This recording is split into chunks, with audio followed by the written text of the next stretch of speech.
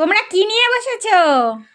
তো দেখো ফাইনালি আমাদের স্বাদের মানে আমার আর কি আমাদের বলছি, হ্যাঁ ওদের তোদের দুজনার। হ্যাঁ আমাদের দুজনার, পুচকেটা আমাদের দুজনার। হ্যাঁ তো চলে এসেছে।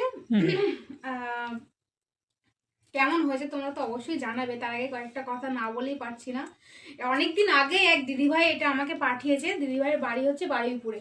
আমাকে ভীষণ ভালোবাসে, অনেক দিন ধরে আমার ভিডিও দেখে এবং দিদিভাইয়ের সাথে আমার আলাপ হয়েছে। তো হলে আমাকে দিদিভাইগুলো ভালোবেসে পাঠিয়েছে। দিদিভাইয়ের নাম হচ্ছে অতসী। তো এত ভালোবাসে সত্যি, মানে আমাদের অন্তর থেকে অনেক ভালোবাসা দুজনার, ঠিক আছে। তো কি বলবো, বলার কিছু নেই।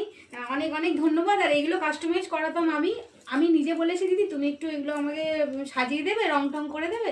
ওই দিদিভাই আমাকে নিজে বললো যে বোন না, একদমই না, যদি তুমি এটা আইবুড়ো ভাত খেতে কিংবা জন্মদিনে খেতে আমি অবশ্যই কাস্টমাইজ করে দিতাম রং দিয়ে, কিন্তু তুমি হচ্ছে যেহেতু স্বাদে খাবে এটা, তাই কোনো দরকার নেই কাস্টমাইজ করার জন্য। আমি সত্যি সত্যি এগুলো করিনি, খুবই ভালো একটা আমাকে বুদ্ধি দিয়েছে।